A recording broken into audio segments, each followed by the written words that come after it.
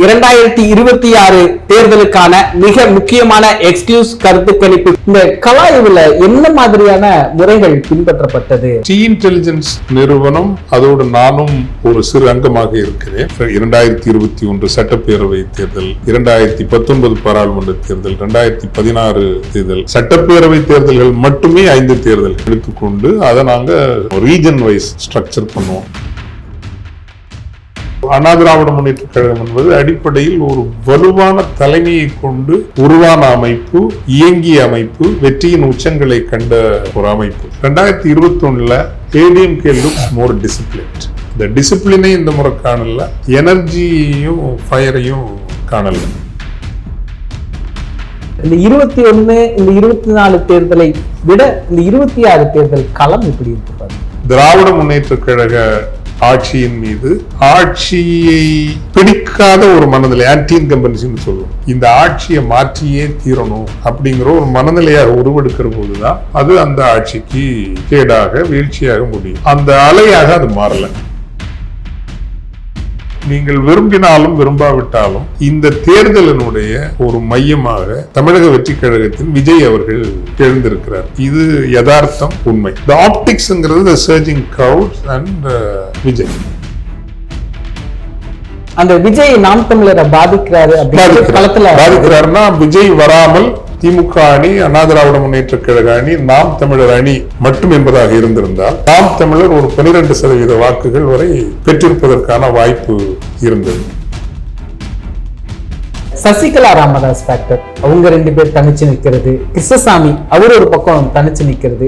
கிருஷ்ணசாமி அவர்கள் முன்பு இருந்த அளவுக்கு அவருடைய கட்சின்னு ஒன்றும் அப்படி பெரிய பலமா இல்லை. சசிகலா அவர்களை பொறுத்தவரையில் இந்த ஓபிசி கம்யூனிட்டிஸ் வலுவாக இருக்கின்ற வரை நம்மால உள்ள வர முடியாது, அதை பிராக்மெண்ட் பண்ணணும் அப்படிங்கிற அந்த RSS பாஜக வியூகம் தான் அந்த அம்மாவை காலி பண்ணாங்க. ஐயா அவர்கள் பாவம், அவரை பத்தி நான் தவறாவே சொல்ல மாட்டேன். ஆன்டி பிஜேபி அப்படி போகுது. பிஜேபியை தமிழ்நாடு ஏத்துக்கலையே. பாஜகவை இங்கு கொண்டு வர வேண்டும் அப்படிங்கிற ஒரு மனநிலைக்கு தமிழகம் வந்திருந்தால் இதற்கு சீட் அலோகேஷன் ரைட்டை எடப்பாடி கொடுக்கணும், விஜய் எப்படியாவது இழுத்து கொண்டு வரணும், எதுக்கு முயற்சி பண்ணணும். களம் இப்போ திமுக அதிமுக அணியா இருக்குதா, இல்ல மும்முனை போட்டியா, இல்ல 4 முனை போட்டி? 4 முனை போட்டி தான். அதுல மாற்று கருத்துக்கு இடம் இல்லை. இந்த முடிவுகள் எப்படி வந்திருக்கு?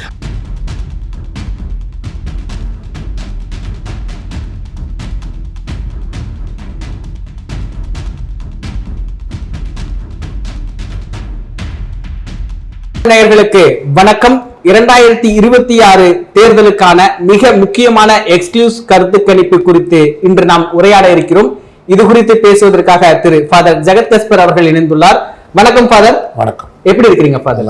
ஒவ்வொரு தேர்தலையுமே நீங்க தேர்தலுக்கு முந்தைய கருத்து கணிப்பு வெளியிடுவீங்க. தமிழரம் நேயர்களுடைய நெடுநாள் கேள்விக்கான பதில் இந்த பேட்டி.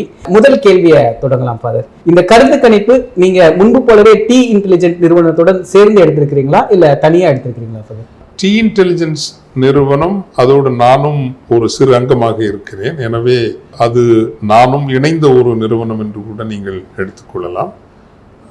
ஆனால் வேறு சில நிறுவனங்களோடும் இணைந்துதான் இந்த கள ஆய்வினை மேற்கொண்டிருக்கிறோம். குறிப்பாக சாக் என்ற ஒரு அமைப்பு, ஸ்ட்ராட்டஜிக் அட்வைசரி கவுன்சில், அதில் நிபுணத்துவம் கொண்ட பல பேராளுமைகள் அதில் இருக்கிறார்கள். எனவே இதை நீங்கள் ஒரு இணைந்த முயற்சி என்று எடுத்துக்கொள்ளலாம். இந்த கலாய்வுல என்ன மாதிரியான முறைகள் பின்பற்றப்பட்டது அப்படின்னு? முதலில் நாங்கள் இந்த ஸ்ட்ரக்சரல் அனாலிசிஸ் அப்படின்னு சொல்லுவோம். Structural analysis of elections. கடந்த உதாரணத்திற்கு பல்வேறு தன்மைகளை அதில் நாங்கள் ஆய்வது உண்டு. கடந்த 5 தேர்தல்கள், இதற்கு முன்பு நடந்த பாராளுமன்ற தேர்தல், 2021 சட்டப்பேரவை தேர்தல், 2019 பாராளுமன்ற தேர்தல், 2016 தேர்தல், சட்டப்பேரவை தேர்தல்கள் மட்டுமே 5 தேர்தல்கள். 5 தேர்தல்களை எடுத்துக்கொண்டு அதை நாங்கள் ஸ்ட்ரக்சர் பண்ணுவோம், ரீஜன் வைஸ் ஸ்ட்ரக்சர் பண்ணுவோம். இப்போ south, central and south central, deep south, western region and north western region, north, Chennai, இப்படி ஒன்றா ஸ்ட்ரக்சர் பண்ணி இந்த உதாரணத்தை எல்லா தொழில் ரகசியமும் சொல்ல முடியாது. இந்த 5 தேர்தல்களிலுமே 15% வாக்குகளுக்கு அதிகமாக பெற்று 5 தேர்தல்களில், which is a absolute constant ன்னு சொல்லுவோம் நான் ஆங்கிலத்தில், 15% மேல் பெற்று வெற்றி பெற்ற தொகுதிகள் அண்ணா திராவிட முன்னேற்ற கழகத்திற்கு உதாரணமாக 27 தொகுதிகள் இருக்கின்றன. அப்ப என்ன மோசமான தேர்தலிலும் 27 எண்ணிக்கைக்கு அது குறையாது அப்படிங்கிறது இதுதான் ஸ்ட்ரக்சரல் அனாலிசிஸ் ஆஃப் ஒரு எலக்ட்ரல் லேண்ட்ஸ்கேப்னு சொல்றோம் இல்லைங்களா, அப்படிங்கிற ஒரு முடிவுக்கு வருவோம். அதே போல 10-15% வாக்கு வேறுபாட்டில் கடந்த 5 தேர்தல்களில் எத்தனை தொகுதிகளை வென்றிருக்கிறார்கள், இது ஒரு கம்போனண்டா பிரிப்போம். 5%, 3% வேறுபாட்டில் இதுல பிளிப் ஆனது, இப்ப 10-15 பிளிப் ஆனதுன்னா ஒரு முறை எதிர்கட்சிக்கு சென்றிருக்கும், இன்னொரு முறை ஆளுங்கட்சிக்கு சென்றிருக்கும். அப்படி எதிர்கட்சிக்கு சென்றிருந்தால் அல்லது வெற்றி பெற்ற கட்சிக்கு சென்றிருந்தால் அந்த தேர்தலில் நிலவிய anti incumbency R powerful factor. இப்போ ராஜீவ்காந்தி அவர்களுடைய படுகொலையாக இருக்கலாம், சசிகலா ஜெயலலிதா சுதாகரன் திருமணத்தை நடத்திய, ஸோ இந்த ஃபேக்டர்ஸ், எந்த ஃபேக்டர்ஸ் இந்த ஃபிளிப்பிங்கை கொண்டு வந்தது, அதே மாதிரி ஃபேக்டர்ஸ் இந்த ஃபிளிப்பிங்க்கு இப்போ இருக்குதா? ஸோ ஃபண்டமெண்டல் ஸ்டடிங்கிறது இது structural analysis of the electoral history of Tamil Nadu. அதுல இருந்து தான் மற்றது எல்லாமே நமக்கு. அதுக்கு அடுத்து நம்ம என்ன அப்படின்னா ஓவரால் ஹிஸ்டாரிக்கல் அனாலிசிஸ் இந்த மாதிரி இருக்காங்க. அண்ணா திராவிட முன்னேற்ற கழகம் என்பது அடிப்படையில் ஒரு வலுவான தலைமையை கொண்டு உருவான அமைப்பு, இயங்கிய அமைப்பு, வெற்றியின் உச்சங்களை கண்ட ஒரு அமைப்பு. அப்ப அதனுடைய ஜெனட்டிக்ஸ்னு சொல்லுவோம், அதனுடைய மரபணுவே வேற மாதிரியான ஒரு மரபணு. அந்த மரபணு இப்போது பலவீனப்பட்டிருக்கிறதா இல்லையா, இதை அனலைஸ் பண்ணுவோம். And how a party is seen, அது ஒரு வெல்ஃபேர் பார்ட்டியா பார்க்கப்படுதா, அல்ல இப்போ திமுகவை பொறுத்தவரையில் அதனுடைய வெல்ஃபேருங்கிறது என்டைட்டில்மெண்ட்ஸுக்காக நிற்கிற ஒரு பார்ட்டி. ஸோ ரெண்டுக்கும் ஒரு டிஃப்ரென்ஸ் இருக்கு. இப்போ மகளிர் உதவி என்பது வேறு, மகளிர் உரிமை என்பது வேறு. வெல்ஃபேர்ல கூட அந்த என்டைட்டில்மெண்ட்டை கொண்டு வர்றது. DMK is also let's say seen to be ஒரு ஃபெடரல் ரைட்ஸ், மாநில உரிமைகள், கூட்டாட்சி உரிமைகள். இப்படி ஒவ்வொரு கட்சியை பற்றின ஒரு அடிப்படை ஒரு ஜெனட்டிக் பார்வை புரிதல் இருக்குது. அது இன்னைக்கு இன்டாக்டா இருக்குதா? அப்போ இன்னைக்கு ஒரு வலுவான தலைவர் இல்லைங்கிறப்போ எப்படி அதனுடைய பாதிப்புகளை ஒரு கட்சி சந்திக்க கூடும் அப்படிங்கிற அனாலிசிஸ்.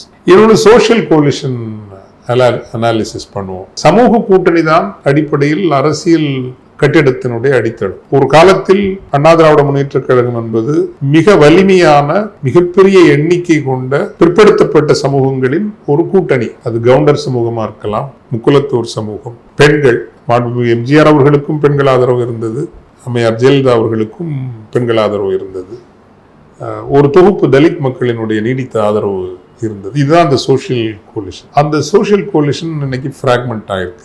கவுண்டர் சமூகத்தவர்கள் பெருவாரியாக அந்த கட்சியை ஆதரித்தாலும் கூட முக்குலத்து சமூகத்தவர்கள் அவங்களோட இல்லைன்னு வச்சுங்களேன், பெருசா இல்லை. அதுவும் ஓபிஎஸ் அவர்கள் இந்த அணிக்கு வந்த பிறகு தேனி, ராமநாதபுரம், மதுரை பகுதிகளில் அந்த சமூகம், ஒரு திருநெல்வேலி கூட ஒரு இணைந்து இந்த ஒரு கட்சியை எப்படியாவது ஆட்சிக்கு கொண்டு வர வேண்டும் என்று அந்த சமூகம் இன்று இயங்கவில்லை. அதனால தான் நம்ம பல முறை சொல்லியிருக்கிறோம், சசிகலாவையும் உள்ள சேர்த்துக்கணும்.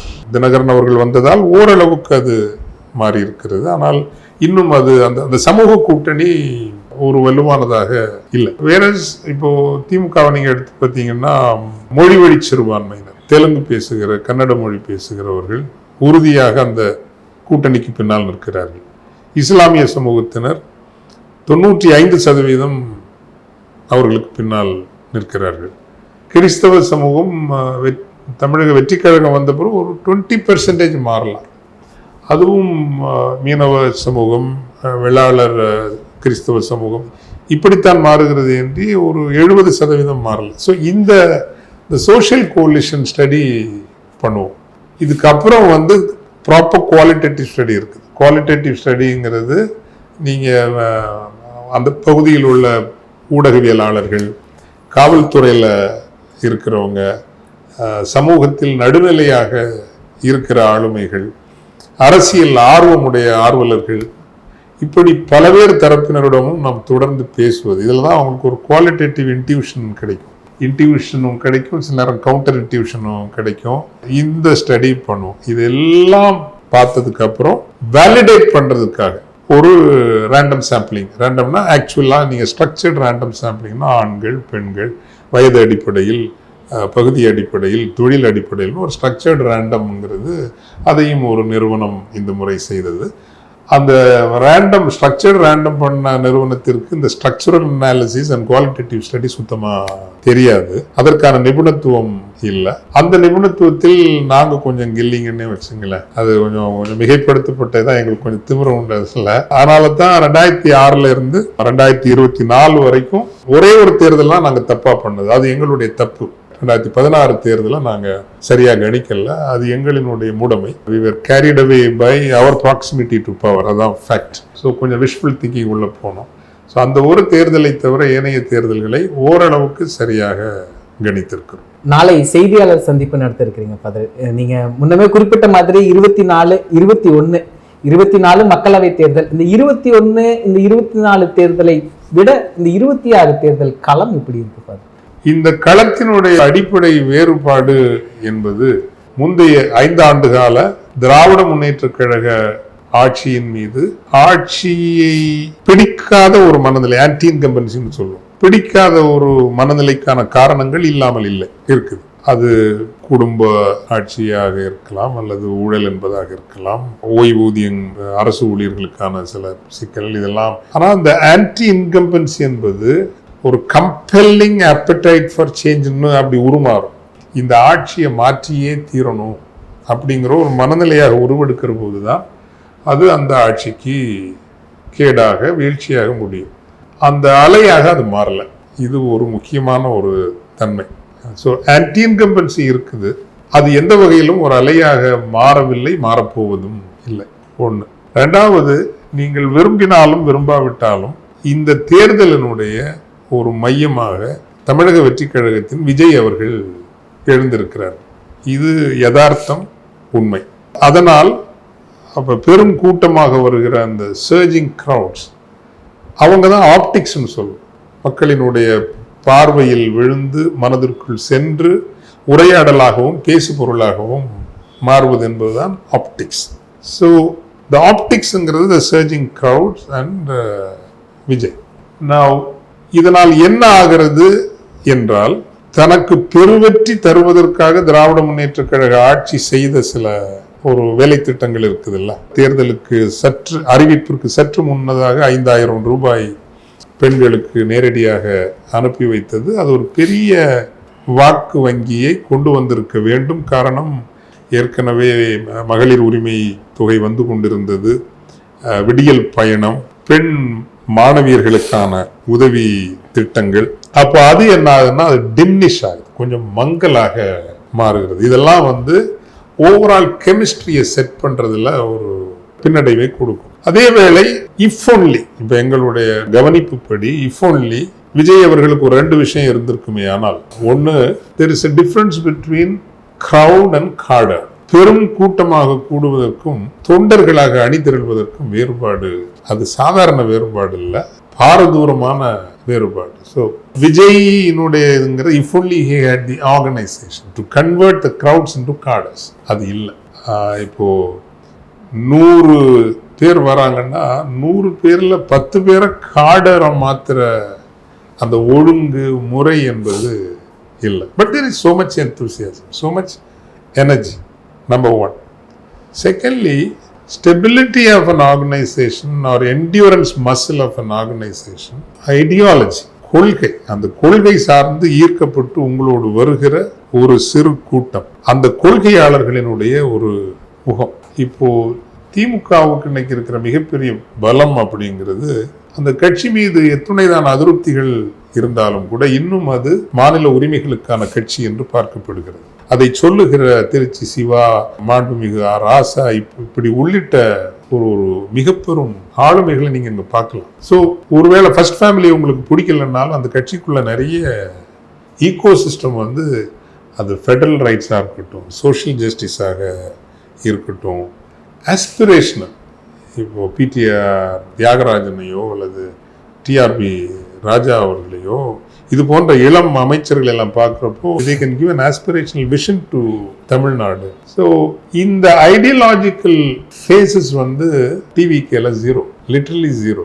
ஐடியாலஜிக்கல் ஃபேஸஸும் அந்த ரூட்டட்னஸும் இல்லாத யாரும் தமிழ்நாட்டில் வந்து ஒரு பெருசாக எழ முடியும். ஆனால் அங்கே வேரோடி வெற்றியை தக்க வைக்க முடியாது. ஸோ இந்த ரெண்டும் இருந்திருந்தா அடுத்த சிஎம் சீட்டில் வந்து விஜய் தான் உட்காந்துருப்பார். ஸோ என்னுடைய இதுபடி is becoming a decisive disruptor, not a decisive shaper. புரியுதுங்களா? ஸோ இதுதான் என்னோட முக்கியமாக இந்த தேர்தல் காலத்தில் நீங்கள் கேட்டதுனால நான் சொல்கிறேன். இன்னொன்று வந்து முக்கியமாக சொல்லணும் அப்படின்னா, in terms of managing the coalition ADMK looks more disciplined. Versus 2021 DMK அலையன்ஸுங்கிறது ஹைலி டிசிப்ளின்டாகவும் இருந்தது, ஒரு பயங்கரமான கெமிஸ்ட்ரியோடையும் இருந்தது. இந்த டிசிப்ளினை இந்த முறை காணல, எனர்ஜியையும் ஃபயரையும் காணல. அது that is going to cost. அடுத்த இந்த 3-4 நாளில் இதை கிரவுண்ட் லெவலில் இவங்க சரி பண்ணலை அப்படின்னா அதிக இழப்பு தோழமை கட்சிகளுக்கும் கொஞ்சம் சேதாரம் முதன்மை கட்சியான திமுகவுக்கும் கட்டாயம் இருக்கும். இப்படி பல விஷயங்களை பார்த்துருக்குறோம். நாளைக்கு நம்ம செய்தியாளர் சந்திப்பில் அதெல்லாம் பேசலாம். இந்த முடிவுகள் எப்படி வந்திருக்கு? அது இப்போ நாளைக்கு ஒரு செய்தியாளர் சந்திப்புக்கு நான் அழைப்பு விடுத்திருக்கிறேன். அழைப்பு விடுத்துட்டு உங்கள்கிட்ட அதை சொல்றது ஒழுக்கமாகாது. அதனால வந்து நீங்க எத்தனை பெர்சன்டேஜ் யார் யார் வாங்குவாங்க, எத்தனை தொகுதிகள் யார் யார் ப்ராபபிளி ஜெயிப்பாங்கிற கேள்வியை நாளைக்கு நீங்க பிரஸ் கிளப்புக்கு வந்து கேட்கறதா முறையா இருக்கும்னு நான் நினைக்கிறேன். களம் இப்போ திமுக அதிமுக அணியா இருக்குதா, இல்ல மும்முனை போட்டியா, இல்ல 4 முனை போட்டி? இது 4 முனை போட்டி தான். அதுல வந்து மாற்று கருத்துக்கு இடமில்லை. நீங்க ஏன்னா தமிழ் தேசிய பற்றாளர்கள் அப்படிங்கிறவனுடைய ஒரு ஓட்டு இருக்குது. அந்த கான்ஸ்டன்ட் நாம் தமிழர் பக்கம் இருக்குது, அதை நீங்கள் மறுக்க முடியாது. ஆனால் ஒரு மாற்றம் வேண்டும் என்பதற்காக அவர்களுக்கு கடந்த தேர்தல்களில் வாக்களித்தவர்கள் இருக்கிறார்கள். அவர்கள் தீவிர தமிழ் தேசியவாதிகள் என்று சொல்ல முடியாவிட்டாலும் அந்த வாக்குகள் இந்த முறை விஜய் பக்கமாகத்தான் திரும்புகிறது. எனவே ஆனால் அதற்காக நாம் தமிழர் கட்சி வாக்குகள் வாங்காது என்று நீங்கள் நிராகரிக்க முடியாது. காரணம், தமிழ்நாட்டில் இப்போ வந்து ஒரு settled Tamil national vote bank வந்து இருக்குது.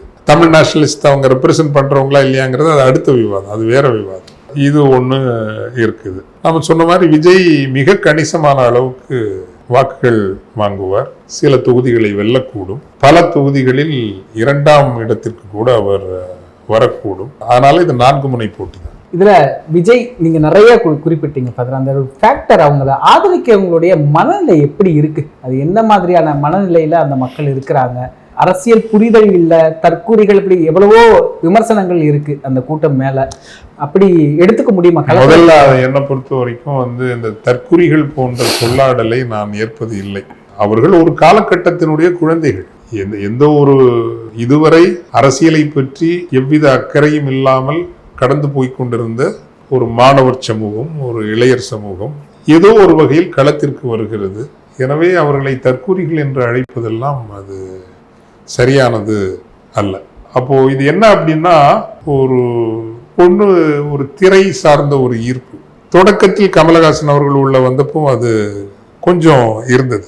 அவர் இன்னும் ஒரு இளைய நடிகராக இருந்திருந்தால் அவருக்கு இன்னும் வீச்சு கொண்ட ஒரு இது இருந்திருக்கும். ரஜினிகாந்த் வந்து டிலம்மாலேயே காலம் முழுசும் ஓடிட்டார். பட் இப்போ என்ன ஆகுது அப்படின்னா, அந்த ஆன்டி எஸ்டாப்ளிஷ்மெண்ட், ஆன்டி இன்கம்பன்சி, நிறுவப்பட்டுவிட்ட அரசியல் ஆளுமைகள் கட்சிகள் மீது இளைஞர்களுக்கு அப்படி ஒன்றும் ஈர்ப்பு இல்லை. ஈர்க்கிறபடியான ஒரு இதையும் கொடுக்கலன்னு வச்சுங்களேன். ஸோ இப்போ நீங்கள் இலங்கையில் நடந்தது, வங்காளதேசத்தில் நடந்தது, நேபாளத்தில் நடந்தது எல்லாம் பார்த்தீங்கன்னா ஒரு ஆன்டி எஸ்டாப்ளிஷ்மெண்ட். இந்த ஒரு சென்டிமெண்ட்டை விஜய் கேப்சர் பண்றாரு. எம்ஜிஆருக்கு பிறகு பெண்களை ஈர்க்கிற ஒரு கேரக்டராகவும் ஒரு எமர்ஜ் ஆயிருக்கார். தோ அவருடைய குடும்ப சிக்கல்கள், நடுத்தர வர்க்க அல்லது ஒரு கன்சர்வேட்டிவ் விமன் அவங்களை கொஞ்சம் அந்நியப்படுத்தினாலும் கூட பொதுவில் ஒரு ஒரு விமன் பிளாக் நோக்கு ஒரு அட்ராக்டிவா அவர் இருக்கிறார். 3வது இதில் நான் குறை சொல்வது திராவிட இயக்கங்களைத்தான். நீங்க என்ன பண்ணீங்க, 1980 தொடங்கி கல்விக்கூடங்கள் எல்லாம் நீங்க தனியார் மயப்படுத்தினீங்க. தாய்மொழி தமிழை பயிற்றுவிப்பு மொழியிலிருந்து அந்நியப்படுத்தினீங்க. என்னைக்கு நீங்க தாய்மொழியை நீங்கள் பயிற்றுவிப்பு மொழியிலிருந்து அந்நியப்படுத்துகிறீர்களோ, ஒரு 2000 ஆண்டுகால அறிவு திரட்டுகள், பண்பாட்டு மாணிக்க மரகத பெட்டகங்கள், இந்த நிலப்பரப்பினுடைய நெறிகள், வாழ்வு முறைகள், இவை எல்லாவற்றிலிருந்தும் நீங்கள் அந்த இளம் வரக்கூடிய அணி அணியாக வரக்கூடிய அந்த சங்கிலி இழைகளை அந்நியப்படுத்துகிறீர்கள், விலக்கி விட்டீர்கள். ஆங்கிலம் இருக்கின்ற அல்வா கடைகளுக்கு நீங்கள் இங்கு வாயில் திறந்து விட்டீர்கள். அதே மாதிரி நீங்க சென்ட்ரல் கவர்மெண்ட்டை கல்விக்குள்ள விட்டீங்க. அதுக்கு எதிராக மிகப்பெரிய போர் நடந்திருக்க வேண்டும். சிபிஎஸ்சி இங்க வர வேண்டிய அவசியமே இல்லை. அது முதல் 2 ஆண்டுகளிலேயே பெர்மிஷன் கொடுக்கவே முடியாதுன்னு வந்திருக்காது. ஆனா எல்லா மந்திரிகளும் கல்வி அமைச்சர்களும் அப்போ 30 லட்சம் 50 லட்சம் வாங்கிட்டு சிபிஎஸ்சிக்கு வாயில் திறந்து விட்டாங்க. இப்போ இது எல்லாமே என்ன ஆகுது அப்படின்னா, டீப் பொலிட்டிசைஸ்ட் ஒரு 2 ஜெனரேஷன் உருவாகிடுச்சு. எந்த வகையிலும் அரசியல் மயப்படுத்தப்படாது. இப்போ நான் எல்லாம் அரசியல் கற்றுக்கொண்டது எனக்கு தமிழ் கற்றுத்தந்த தமிழாசிரியர், வரலாறு புவியியல் பாடம் நடத்திய ஆசிரியர். அவர்கள் தமிழின் மீது மட்டுமல்ல, தமிழ் சமூகத்தை புரிய வைத்தார்கள், பொது சமூகத்தை புரிய வைத்தார்கள், வரலாற்றை பற்றின அறிதல் புரிதல் பிரஜையை உருவாக்கினார்கள். சக மனிதர்கள் மீதான ஒரு நேசம், இயற்கை மீது, இதெல்லாமே வகுப்பறையில் கிடைத்தது தான். அதனுடைய தொடர்ச்சியாக நாம் பிறகு படித்தோம், தேடினோம், பல கண்டறிந்தோம். ஆக ஒரு டீபொலிட்டிசைஸ்ட் ஒரு 2 ஜெனரேஷன் வர்றதுக்கான முழு பொறுப்பும் தமிழ்நாட்டில் திராவிட இயக்கங்கள் தான். இதுல மாற்று கருத்தே இல்லை. இதுல திமுக மிகப்பெரிய அளவுல ஒரு கூட்டணியை கட்டமைச்சிருக்கிறாங்க. கிட்டத்தட்ட 26 கட்சிகள் பக்கம் சொல்றாங்க. இந்த அணியினுடைய பெரிய சாதகம் என்ன, பாதகம் என்ன? திமுக கூட்டணியினுடைய சாதகம் என்பதே அதனுடைய சமூக கூட்டணி தான், அரசியல் கூட்டணி அல்ல, சமூக கூட்டணி. அது இன்றும் தன் கட்சி தொண்டர்களை ஓரளவுக்கு தன்வயமாக வைத்திருக்கிறது. அது திமுக, பாஜக எல்லாரும் அப்படிதான்.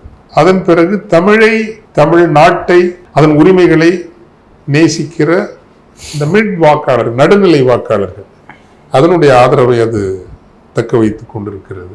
நிலப்பரப்பு சார்ந்த வாக்குகளை, இப்ப டெல்டா ரீஜன்னா திமுக, நார்த் முக்கியமான சில பகுதிகள்னா திமுக, அந்த வாக்குகளை அது தக்க வைத்துக் கொண்டிருக்கிறது. மதவழி சிறுபான்மையினர், மொழிவழி சிறுபான்மையினர், வட தமிழகத்து தலித் மக்கள், இவர்களினுடைய அந்த ஆதரவை அது வைத்திருக்கிறது. இதெல்லாம் அதற்கு மிகப்பெரிய பலமாக நான் நினைக்கிறேன். நாம் தமிழர் பத்தி குறிப்பிட்டீங்க, தெளிவா இப்போ எப்படின்னா, நாம் தமிழருக்கு ஒரு பெரிய ஃபேக்டர் இருக்கு அப்படிங்கிறது நிறைய பேருடைய விவாதம். ஏன்னா 21 தேர்தலில் 8% வாக்குகள் எடுத்து ஒரு அங்கீகரிக்கப்பட்ட கட்சியா மாறி இருக்கு. இந்த முறை விஜய் நாம் தமிழரை பெருசா பாதிப்பாரு அப்படிங்கிறது ஒரு பேசுபொருளாவே இருக்கு. களத்துல அந்த நாம் தமிழர் ஃபேக்டர் எப்படி? அதான் சொன்னேன் இல்லைங்களா, கோர் தமிழ் நேஷனல் ஓட்டுங்கிறது மாறாது. அது ஒரு 5% இருக்கலாம். நிற்கின்ற வேட்பாளர்களை பொறுத்து சில இடங்களில் அதிகமாக வரலாம், குறைவாக வரலாம். பட் சராசரியாக ஒரு 4%-இருந்து ஒரு 6% வாக்குகள் கட்டாயம் வாங்குவார். அந்த விஜய் நாம் தமிழரை பாதிக்கிறாருன்னா, விஜய் வராமல் இந்த முறை திமுக அணி, அண்ணா திராவிட முன்னேற்ற கழக அணி, நாம் தமிழர் அணி மட்டும் என்பதாக இருந்திருந்தால் நாம் தமிழர் ஒரு 12% வாக்குகள் வரை பெற்றிருப்பதற்கான வாய்ப்பு இருந்தது. அந்த வாய்ப்பு இப்போது இல்லாமல் போகிறது. சசிகலா ராமதாஸ் ஃபேக்டர், அவங்க 2 பேர் தனிச்சு நிற்கிறது, கிருஷ்ணசாமி அவர் ஒரு பக்கம் தனிச்சு நிற்கிறது, இதெல்லாம் களத்துல இவங்களோட ஃபேக்டர்ஸ் என்ன மாதிரி? கிருஷ்ணசாமி அவர்கள் முன்பு இருந்த அளவுக்கு அவருடைய கட்சின்னு அப்படி பெரிய பலமா இல்லை, டெஃபினட்டா இல்லைங்க. அந்த ஒரு காலத்தில் இருந்த தேவேந்திர குல வேளாளர் மக்களினுடைய, சமூக மக்களினுடைய பல்லர் தேவேந்திர குல வேளாளர் அந்த வலிமை இல்லை, சுத்தமா இல்லை. ஆனாலும் அவரை கூட்டணியில் அண்ணா திராவிட முன்னேற்ற கழகம் இணைத்துக் கொள்ளவில்லை என்பதால் அதை ஒரு சமூகத்திற்கு நடத்தப்பட்ட புறக்கணிப்பாக தேவேந்திர குல வேளாளர் மக்கள் கருதுகிறார்கள். இதை நான் தென்காசி, திருநெல்வேலி மாவட்டங்களில் தெளிவாக என்னால் கண்டறிய முடிந்தது. ஸோ அவருக்கு கட்சி பலம் இல்லை, அந்த சமூகத்தின் மீது செல்வாக்கும் இல்லை. இன்னைக்கு இருக்கும் பாக்கெட்ஸ், ஸ்மால் பாக்கெட். ஆனால் அவரை கூட்டணியில் சேர்த்து கொள்ளாததை தங்கள் பொதுவாகவே 2 அணிகளும், ஏன் தாவேகா உட்பட தேவேந்திர குல வேளாளர் சமூகம் என்பது தமிழ் வரலாற்றில், தமிழ் குமுகாயத்தில் மிக முக்கியமான ஒரு சமூகம். அந்த சமூகத்திலிருந்து நல்ல தலைவர்களை வளர்த்தெடுக்கின்ற முயற்சியை இங்கு இருக்கக்கூடிய பெரிய கட்சிகள் எதுவுமே மேற்கொள்ளவில்லை. எனவே புறக்கணிக்கப்பட்ட ஒரு சமூகமாகத்தான் அவர்கள் உணர்கிறார்கள். இப்ப திருவெரும்பூர்ல சிறப்பான ஒரு ஸ்டடி செய்தோம். அப்போ அங்க இருக்கக்கூடிய அனைத்து வேட்பாளர்களும் திமுக கூட்டணி, அதிமுக கூட்டணி, தாவேகா, நாம் தமிழர் 4 பேருமே கள்ளர் மறவர் சமூகத்தை சார்ந்தவர்களாக இருக்கிறார்கள். 80,000 ஓட்டு அளவுக்கு 70,000 ஓட்டு அளவுக்கு தலித் சமூக வாக்குகள் இருக்குது. அதுலேயும் 90% தேவேந்திர குல வேளாளர். ஒருவர் தானும் தங்கள் வேட்பாளராக இல்லையே என்கின்ற மனக்குறை அவர்களுக்கு இருக்கிறது. அப்போ இதை ஜாதியை சொல்வதற்காக அல்ல, சமூக பிரதிநிதித்துவம் என்பதும் ஒரு முக்கியமானது என்பதற்காக நான் இதை சொல்றேன். சசிகலா அவர்களை பொறுத்தவரையில் ஒரு காலத்தில் அண்ணா திராவிட முன்னேற்ற கழகத்தினுடைய ஒரு இரும்பு பெண்ணாக இருந்தவர். அவருடைய அரசியல் அணுகுமுறை இவற்றோடு உடன்பாடு இருக்கிறதோ இல்லையோ, ஒரு மிகப்பெரிய ஓபிசி சமூகம், முக்குலத்தோர் சமூகத்தினுடைய அதிகார ஒரு மையமாக இருந்தவர். அதனால் அந்த சமூகம் சோசியல் கேபிட்டல் நிறைய வந்தது. எந்த சமூகத்துக்குனாலும் சோசியல் கேபிட்டல் வரணும். தொழில், வணிகம், நில உடைமை இதெல்லாம் வந்தாதான் அந்த சமூகம் வலிமை பெறும். ஸோ முக்குலத்து சமூகம் வலிமை பெறுவதற்கு, அரசியல் வலிமை பெறுவதற்கு அதனுடைய சமூக வலிமை அடிப்படையாக இருந்தது. அதை தந்தது பெருவாரியாக அண்ணா திராவிட முன்னேற்ற கழகம். சசிகலா நடராஜன் அதில் ரொம்ப முக்கியமாக இருந்தாங்க. இந்த ஓபிசி கம்யூனிட்டிஸ் வலுவாக இருக்கின்ற வரை நம்மால உள்ள வர முடியாது, அதை ஃப்ராக்மெண்ட் பண்ணணும் அப்படிங்கிற அந்த RSS பாஜக வியூகம் தான் அந்த அம்மாவை காலி பண்ணாங்க. உண்மையில் முக்குலத்து சமூகத்தை பலவீனப்படுத்தியதும், இன்னைக்கு அரசியல் ரீதியாக ஒரு ஓர்மை பெற முடியாமல் செய்ததும் RSS பாஜகவினுடைய சதி. தமிழகத்தை ஃப்ராக்மெண்ட் பண்ணாதான், குறிப்பாக வலுவான ஓபிசிஸை ஒன்னே எல்லாரும் தங்கள்கிட்ட இருக்கணும், இல்லைன்னா அதை ஃப்ராக்மெண்ட் பண்ணணும். ஒன்னா கொண்டு வர முடியாங்க தெரியும். ஏன்னா தஞ்சாவூர் டெல்டாங்கிறது இன்னும் பல காலத்திற்கு திமுக பக்கம்தான் அது இருக்கும். அதனால அவங்கள வலுவிழக்க செய்தாங்க. எடப்பாடி அவர்கள் ஒரு 1.5-2 ஆண்டுகளுக்கு முன்பேயே தினகரனை மட்டுமல்ல, OPS அவர்களையும் சசிகலா அவர்களையும் அதிமுகவில் இணைத்து, அது ஏன் அந்த மனுஷனுக்கு புத்தி வரலன்னு எனக்கு தெரியல. இன்னும் எத்தனை தேர்தல் நீங்க நிற்க முடியும்? மேக்சிமம் இன்னும் ஒரு எலெக்ஷன், அவ்வளோதான் நிற்க முடியும். அப்போவே உங்களுக்கு வயசாகிடும். இன்னைக்கு பேசுகிற பேச்சு கூட பேச முடியாது. நீங்கள் கரிஷ்மா எல்லாம் எம்ஜிஆர் மாதிரி, ஜெயலலிதா மாதிரிலாம் கிடையாது, உங்களுக்கு தெரியணும். சசிகலா அவர்களை இணைத்து கொண்டிருப்பாரே, ஆனால் OPS அவர்களை இந்த கவர்மெண்ட் அவங்க கவர்மெண்ட் சந்தேகமே கிடையாது. அடுத்து வரப்போகிற கவர்மெண்ட் ADMK கவர்மெண்ட்டாக தான் இருந்திருக்கும். அதில் அவர் கோட்டை விட்டார், அது வேற. இந்த தேர்தலில் தனக்கான ரெலவன்ஸை அவர் வச்சிருக்காரு. ஒருவேளை அடுத்த சுற்றில் எல்லாம் ஒன்று பேசி அதிமுக ஒன்றாகி வருவதற்கு ஒரு ரெலவன்ஸ் வேணும்ல. வீட்டிலேயே நீங்கள் சும்மா இருந்தீங்கன்னா அது ஒரு இரலவெண்ட் ஆகி நீங்கள் இல்லாமல் காணாமல் போயிடுவீங்க. ஸோ தன்னுடைய ரெலவன்ஸ்க்காக அவங்க போராடுறாங்க அப்படிங்கிறது என்னை பொறுத்த வரைக்கும் அக்செப்டபிள். ஐயா அவர்கள் பாவம், அவரை பற்றி நான் தவறாகவே சொல்ல மாட்டேன்ப்பா. ஏன்னா அவர் அணி மாறினார், அது இது அப்படின்னு எல்லாம் சொல்லுவாங்க. ஆனால் உண்மையிலேயே அவர் இங்கே அரசியலுக்குள்ள வந்தப்போ ஒரு மாற்றத்தை கொண்டு வரணும்னு தான் அவர் வந்தார். ஒரு பாமகவோட அறிக்கையில் கூட தமிழர் விரோத அறிக்கை தன்மையோ எதுவும் இருக்காது. தமிழ் சமூகம் அப்படின்னு வாழ்ந்தவர்.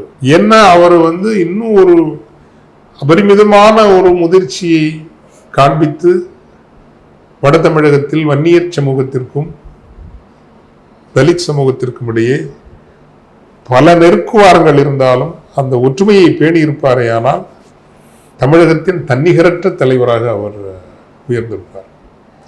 அதில் எப்பவுமே எக்ஸ்பீரியன்ஸ்னு சொல்லுவோம். களத்தில் இருந்து வரக்கூடிய நெருக்கடிகளுக்கு ஏற்றபடி நாமும் இசைந்து சென்று விடுவோம். உண்மையான தலைவர்கள் அப்படி இருக்கக்கூடாது. என்ன ப்ரெஷர் வந்தாலும் அந்த களத்திற்கு கற்றுக் கொடுத்து அவங்கள திருத்தி புடமிட்டு எடுத்து சொல்லி, எப்பா அடிநிலையில பாருங்க, ஒரு ஏழை வன்னியனுக்கும் ஒரு ஏழை பறையர் சகோதரிக்கும் என்ன வேறுபாடு இருக்குது? 2 பேருக்கும் ஒரு சங்கடம் தான். ஒரு வாழ்க்கை நிலை தான். இதெல்லாம் எடுத்து சொல்லி சொல்லி கற்பித்து ஒரு புதிய ஒரு உறவு நிலையை உருவாக்கி இருந்தால் தமிழினம் கண்ட ஒரு மாபெரும் தலைவராக அவர் உயர்ந்திருப்பார். இன்று அப்படி இல்லை என்றாலும் அவர் தமிழ் இனத்திற்கு வந்த ஒரு மிகப்பெரிய தலைவர் தான். என்ன முதுமையின் இந்த நாளில் அவருக்கு இவ்வளவு மன வலி வந்திருக்க வேண்டாம். அது அவர் விலகி நின்றிருக்க வேண்டுமா, இல்லை அவர் மோசமாக நடத்தப்பட்டாரா அப்படிங்கிறத பற்றி நான் தீர்ப்பு சொல்ல விரும்பலை. ஆனால் அவர் மீது எனக்கு வணக்கமும் மரியாதையும் உண்டு.